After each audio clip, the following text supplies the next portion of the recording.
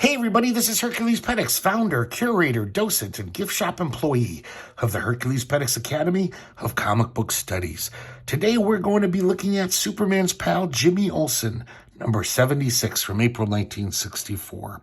This is one of the Mort Weisinger edited Superman family titles. About 200 videos ago we looked at Superboy. Same thing as this, and also Lois Lane was part of that, and of course Superman. Around this time when Mort Weisinger was the editor, his shtick was to just have the most ludicrous, unlikely situation on the cover. It would be like Superman's been turned into a psychosomatic hunchback, and Lois Lane has been turned into a giant gorilla, and she's trying to kill Superman. They basically were forcing these kids to buy the comics because they're like, what? That would never, how could that happen? And then the stories inside would bend over backwards and jump through total hoops of illogic to explain how it got to there, how this unlikely situation came to be. There's zany fun. They're really dumb but so entertaining. And because it's almost like the plot twist. Every page is a crazy plot twist, and it's usually dumber than anything you could even imagine. So you might be reading the comic and being like, oh yeah, this will probably happen next. That makes sense. But no, he throws in some curveball and out of left field. And oh, it's just fun stuff. I recommend all of these titles highly. If you can just snatch them up, they're always a good time. So we have a cover here by pencils by Kurt Swan, inks by George Klein. We see Superman trying to yank Jimmy in his elastic lad superhero persona. He's trying to yank Jimmy back to the 20th century because he has a job for him. But Jimmy doesn't want to go because all of the lasses from the Legion of Superheroes are all in love with him, and they're fighting over him. And Jimmy's like, I don't get this reception back in the 20th century. I might just stay. Inside front cover, we've seen these before. DC had a lot of these. They had these public service announcements that were written by Jack Schiff. And he writes this one. The art's by Bob Oxener, and he's a long-time DC artist. And this one's called The Golden Rule. We see these kids getting out of the Brotherhood Week, featuring Bob Hope, some kind of benefit concert or something, or benefit show. And this one kid who didn't get to go to the show trips one of the kids, the Asian kid. And the other kids are like, that's not funny. How would you like somebody to do that to you? You should have listened to what Bob Hope said about the Golden Rule. And he's saying it's all baloney. And Bob Hope says, hold it right there, son. The Golden Rule is real. I've been all around the world, and all major religions have it. It's a universal law. And then he says, get wise, son, and join the human race. That's not Bob Hope's. That's not what he sounds like. I don't know where that voice came from, sorry. But I think Bob Oxener actually drew a lot of Bob Hope comics, which was a very popular comic at DC. Or maybe he just drew the Jerry Lewis one, because that was also another popular DC comic. Okay, first story, Elastic Lad, Jimmy, and his Legion romances. This is written by Jack Schiff, a longtime DC writer. And it's, I'm sorry, I'm reading the wrong thing. This is written by Jerry Siegel, the creative Superman. And it's drawn by John Forte, who did a lot of Superman titles. We have the little splash panel here, and they're all fighting over him. So it starts off in Metropolis. Jimmy has spent like a week's paycheck on this, making the special fancy dinner for Lucy Lane. And I don't know if you've read any of these comics, but Lucy Lane she's a piece of shit. She's like the worst quote unquote girlfriend ever. I don't even know if they're technically boyfriend girlfriend. He's just always taking her out on dates, and she's always treats him like shit. And always just like saying, oh, this guy's better than you. See you later. And Jimmy just is completely gaga over her and is just a doormat. And this is so sad. He's thinking to himself, I've gone broke buying all these expensive eats, but it'll be worth it if it makes her like me a little more. What a sap. Then again, I've been there. So I didn't have the money to buy expensive eats, but I've been that blinded by love. Maybe we all have. It's kind of sad to see, though, how pathetic Jimmy is. As soon as she walks in the door, she makes fun of the fancy bathrobe he bought to impress her. It says that the champagne tastes like crap. And doesn't like the food either. So then she expects Jimmy to take her to a show or something, or a movie at least. And he's just like, I'm broke. He's like, I have an idea. We can watch my time monitor. And we can watch see what the Legion of Superheroes are up to in the distant future. And then all of a sudden, a time bubble appears in the front yard. And it's two of the Legion of Superheroes. And they say, Jimmy, get in, we need you. So I guess the blizzard has gotten really bad outside. So Lucy's kind of stuck in Jimmy's apartment. So he says, Lucy, I gotta go, but, if you get bored, amuse yourself by watching the monitor. She has to come too, and they say, sorry, only Jimmy can come, because he is an honorary member of the Legion. So they take him to the future. They've got to go off on a mission, so they fly off. And the three ladies of the Legion of Superheroes show up. I guess Jimmy has to do like 3 missions in the next 24 hours so he can keep his honorary Legion status. So one of the bylaws. Pretty stupid.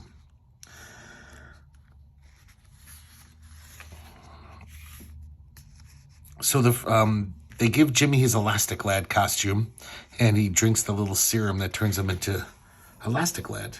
Kind of like Plastic Man. He can just stretch really far. So the first mission is with Triplicate Girl, and they have to deliver this statue to a museum. This thief shows up, and he throws 3 little bombs, one for each of Triplicate Girl's bodies. But she quickly defuses them. So the guy runs, and then Jimmy is going to capture him. And this is amazing. Look what Jimmy does, even though it's so dumb. All Jimmy had to do is stretch and grab the guy with his hands. It's not like he's superpowered or anything, this criminal. But look what he does here. He stretches all of his fingers and creates this human labyrinth. But the thing is, it's only like the size of a bathroom. So the guy would, in like 2 seconds, realize, oh, I just can't get out. But apparently, he's running himself ragged, running through this human labyrinth, which is like 8 feet long. And he actually exhausts himself and passes out from exhaustion. But man, look at this drawing. It's so great. Kind of reminds me of Basil Wolverton. It's with all the stretchy flesh. I love that panel. So when when the science police come to pick up this guy, Triplicate Girl is just overwhelmed. She's just like, oh, that was masterful. Can I give you a kiss? And he's like, go right ahead. And Jimmy's liking it. He's like, whoa. So next mission, he's got to go with Light Lass. They're on this monorail. And up ahead, a stretch of the monorail is missing. So Jimmy stretches ahead and substitutes for the rail by stretching out. Light Lass makes the car very light. That was her power. So it doesn't break Jimmy's back. When they arrive safely, she's just as overwhelmed with how great Jimmy is. And she's like, you are marvelous. I adore you. And she gives him another kiss. So he's just like, what's going on here? This is great. Next mission is with Saturn Girl. They've got to transport these alien creatures to an Earth zoo. But the animals all escape. And they go on a rampage. I love this guy. He's got like a saw nose. So Saturn Girl uses her mind powers to stop them. But this one, the one with the saw nose, somehow she can't affect his brain. Something about electrical static interference or something. So Jimmy turns his nose into a saw and rubs noses with the thing to show him that he's friendly, and it totally calms him down. And Saturn Girl's like, that is so brilliant of you. And she gives him a kiss. Ooh, you doll, you. So Jimmy's just like, man, how can I leave these beauties? Maybe I'll stay here. When he gets back to the clubhouse, all the women start having a cat fight over Jimmy. They're like, he's mine. You hussies, just float away. And Jimmy says, stop brawling over me, girls. I'm going back to my time right now. I don't want the Legion to bust up because you're so wild about me. So he gets in the time bubble to go back to the 20th century. As soon as he leaves, the three women start laughing. And they're like, he really fell for it. What a great hoax we pulled. So I guess all of those incidents were all staged. The criminal was an actor. The bombs were harmless. But it's not, they didn't do it out of cruelty. They actually did it because they knew that Lucy Lane was going to be watching that time monitor. And they basically wanted her to get jealous and appreciate Jimmy. That's a really nice face on Saturn Girl there. John Forte's a little inconsistent. Like, she looks like that there. On other panels, she looks different. All the characters kind of change. But that's almost like Jaime Hernandez cute. So Jimmy returns to his house in the present time. And he says to himself, man, she's going to be so impressed watching those Legion girls go gaga over me. She'll crawl to me on her hands and knees, but I'll play hard to get. When he goes inside, of course, Lucy Lane fell asleep as soon as he left and totally missed everything. She wasn't watching the time monitor. So Jimmy tries to relate what happened to her. And she's just like, a likely story. God, you're ranting like some kind of, like a nut. I'm leaving. And meanwhile, the three Legion ladies from the future are watching. And they actually say, like, you know, Jimmy is actually kind of cute. Maybe next time he visits, we'll fall for him for real. So I don't think we ever got to see that story, unfortunately, because I'd like to see Jimmy take on these three in a menage a trois. These DC ads back then were so great. God, I couldn't resist buying this comic if I was a little kid back then. I would totally buy that. Hawkman #1. It's probably terrible, but I don't know, pretty cool looking cover. Next story is The Death March, featuring Perry White. This story is by Leo Dorfman and art by Al Plastino. He did a lot of stuff for Mort Weisinger in the Superman titles. This story is so just ridiculous. It's so stupid. It makes all the characters are completely out of character, and it's just dumb. So we start off the story where Perry White, editor of the Daily Planet, is he's reading he found out that the rival paper, the Sentinel, has published a story about his great-grandfather, Stoneheart White, who's kind of an infamous figure in history because he was court-martialed after leading a cruel death march in 1870 across the desert. A bunch of soldiers, some civilians, and they all died except for him. He was the only one who made it. But, you know, like Perry's point of view, and maybe a few historians, is that he was a hero. He was driving them so hard because they were in the desert and he wanted them to survive, but they didn't. So history has kind of branded him as a bad guy. And Perry doesn't even seem to feel bad, like, oh, everyone died in that thing except my grandfather. He says it was survival of the fittest. And then Perry says, wait, I know how to clear Stoneheart's name and get a great story for the planet. We'll go out to the Badlands and reenact the Death March. Then we'll find out what really happened. Which is such a dumb idea in so many ways. So they get out there, Everyone's dressed in period costume. Of course, Perry White plays the part of Stoneheart. And right as they're about to head out on their little trek, this helicopter lands, and this guy comes out. And he says, you'll never make it out alive. This is a dumb idea.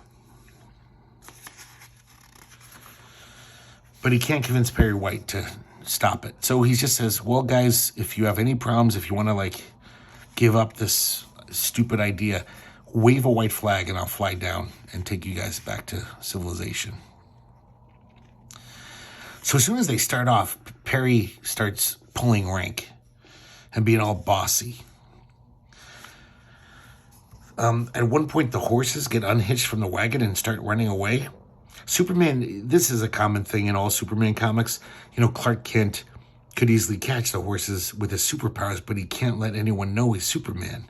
So he has to come up with these elaborate, kind of silly ways to do things.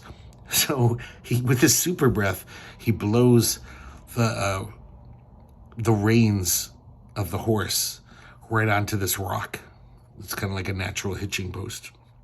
The other horse escapes, and of course, Perry takes the other horse and orders them to pull the wagon, and Lucy's got to push it from the rear. So he's becoming more and more tyrannical.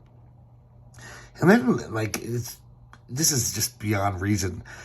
So it turns out there was a leak in their water barrel. There's barely any left. He says that they can drink a spoonful of water a day. That's their ration. But he's just drinking it as much as he wants. So, these guys could, be seriously hurt from heat prostration and dehydration. But he doesn't care. He's really just being a total asshole.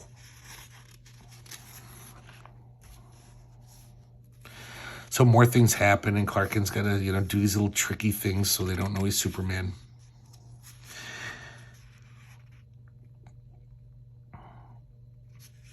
Yeah, Perry's there's barely any rations left, and he gives them all a few stale crackers, and he's eating the can of beans all by himself. He's just totally hogging the food and everything. And then he orders them all to take their shoes off as some kind of punishment for their insubordination. Just because Perry got mad at him about something. Also, the whole time they're like, oh man, maybe we should just wave that white towel. But they're all stubborn. They're like, no, we're not going to let Perry win. But also the main reason is because all of a sudden Perry says, any of you wave that white flag and get rescued by the helicopter, you're fired from the Daily Planet. Which is fucking nuts. It's like, this wasn't in their job description. You should fucking call HR on this guy. It's like, I don't know, I'm a reporter. My job description is not dying at a death march in the Badlands. So just more horrible behavior. Perry's just getting crueler and crueler.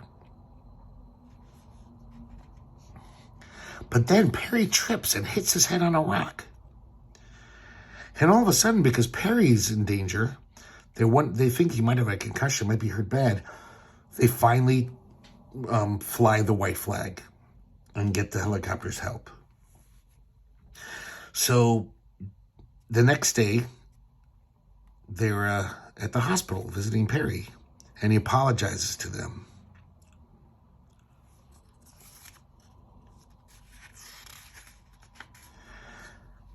But it's just so amazing that, after the way he treated, he's so apologetic because after the way he treated them, that the fact that they saved his life, basically. He would have died of exposure out there.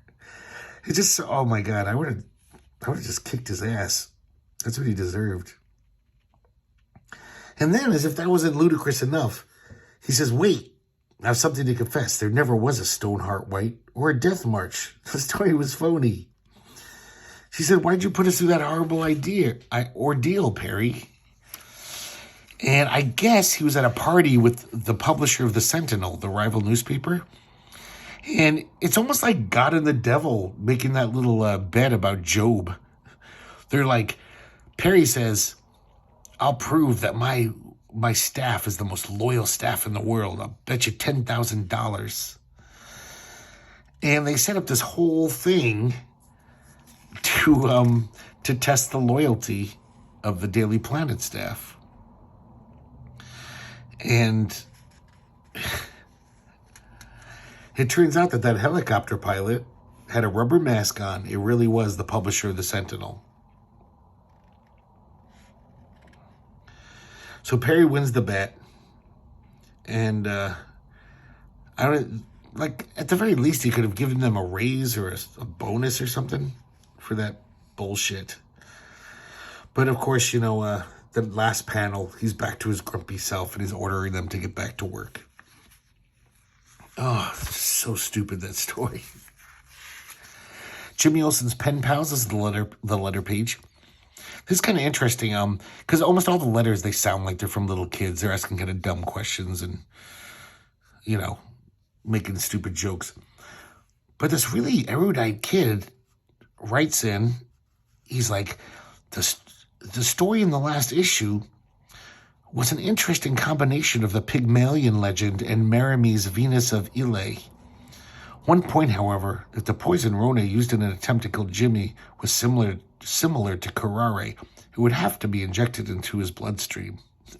So he's like, very smart-seeming kid, and when you read who it is, it's E. Nelson Bridwell, who went on to be a long-term DC editor. I think he wrote some too, didn't write much, but he was like basically DC's resident smarty pants. He knew all of DC's continuity. Whenever they needed like a picture of Batman's cave, he'd make this like brilliant blueprint for it as if he was an architect. So I thought that was weird. Young E. Nelson Bridwell writing in. We see ads for some other Mort Weisinger titles. Here's an example of just how stupid these are. In that month's Lois Lane, see what happens when Lois Lane goes back into 3 different time periods and plays 3 different LL roles. Helen of Troy, which I think is spelled wrong, just so they can get 2 L's in. Cinderella. And then this one, the L's aren't even together. Florence Nightingale. Oh my God, that's such a dumb idea. So the last story is an unknown writer, but it's penciled by Kurt Swan and inked by George Klein. This is The Goose with the Golden Eggs. One day, Jimmy and his fan club are on a hike, and they find this cave. The Wizard's Cave, it's supposedly. When he gets inside, he finds this goose, and it has a chain around its neck with a locket.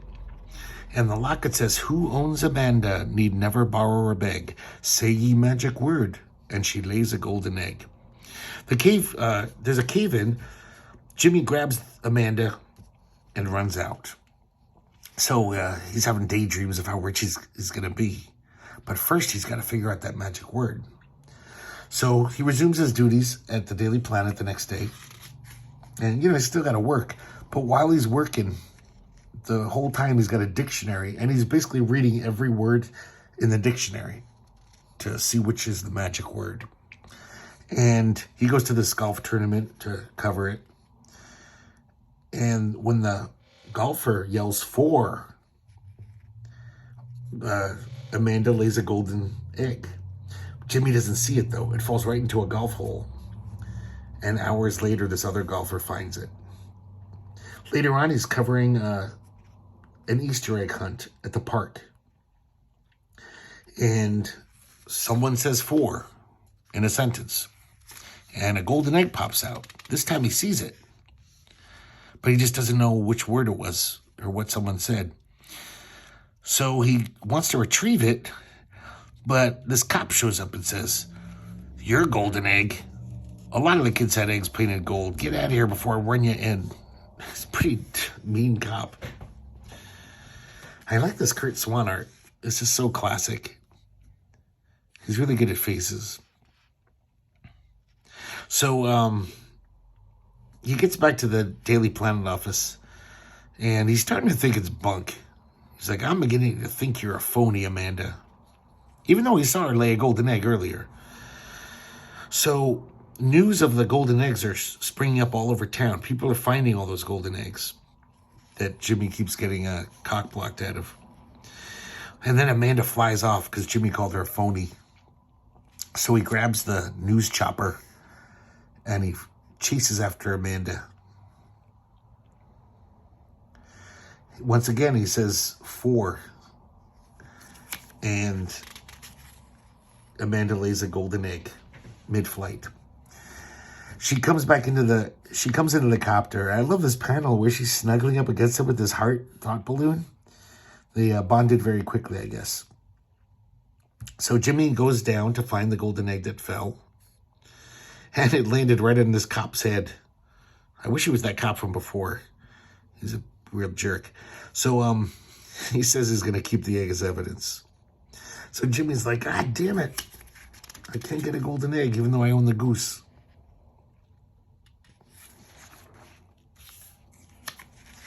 So his next assignment is he's got to do a story on this new nuclear sub. So he arrives on a Pacific island. And Lucy Lane, she's a stewardess. So she was on the flight. And it's weird. Lucy Lane's being kind of normal and kind of nice in this one. She says, Jimmy, you're sweet. Remember when you returned to the States, you promised to visit my family on the farm. I'll be vacationing there. So he's on this sub. And it's just so weird that as late as 1964, I don't know if they were really doing this or the writer didn't know what he was talking about. But just they're testing a nuclear bomb. And they blow up an atomic bomb on this little atoll here. And for some reason, it sets off a volcano on a neighboring island.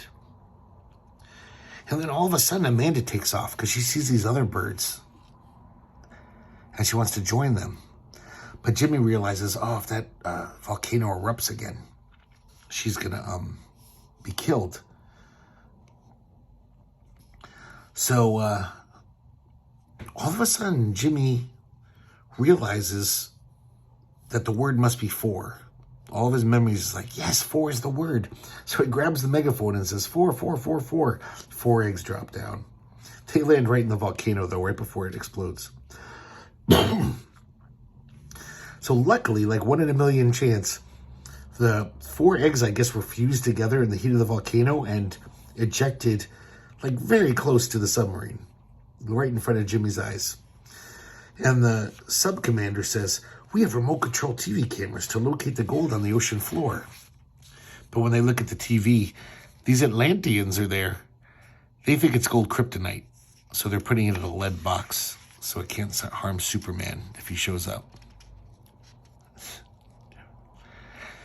But Amanda's gone. Apparently, Amanda takes off and she's not coming back. A few days later, Jimmy's back in the States and he's visiting Lucy Lane's parents' farm. And at dinner time, they're eating goose.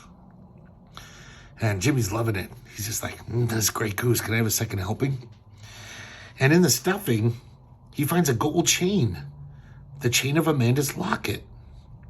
And he says, Mrs. Lane, how did this chain get here? She says, Jimmy, I found that chain tangled in the feathers of that goose I roasted. I put it in my apron pocket, but it must have tumbled out while I made the stuffing. Oh, God, no. So Jimmy figures it all out. The volcano eruption must have knocked the locket off the chain when it scared Amanda away, but her homing instincts helped her locate me here. You probably thought she was one of your own geese. So I can't believe the story ends this way. Not only did Amanda get butchered, but Jimmy ate her. 2 helpings worth. Jimmy's all choked up. He's like, Amanda loved me like a brother. Farewell, Amanda, wherever you are. And we see Amanda with a little halo on her head in goose heaven. And then once again, Lucy Lane seems very sympathetic and kind. She's thinking to herself, poor Jimmy. Not only was that dinner the most expensive meal he ever ate, but he'll never be able to look at a goose in the face again. What a weird story. had no idea the story would end that way. I gotta say, I was shocked. And I'm sorry that I revealed the shock ending, but that's what I do here. Oh man, nuts. Now we got some homoerotic ads, and then that's it for Superman's Pal, Jimmy Olsen, number 76. I hope you enjoyed it. I realized that it's been so long since we did that Superboy comic, and I've got so many of these, and they're so good, and they're so much fun to look at and read. So I promise the next one won't be 200 videos away. I'm going to try to do them a little more regularly, like maybe at least every 100 videos. But, yeah, I could probably do Lois Lane next. So mix it up. They're all equally ridiculous and fun. So it doesn't really matter which title you choose. It's all going to... they're all just stupendously stupid.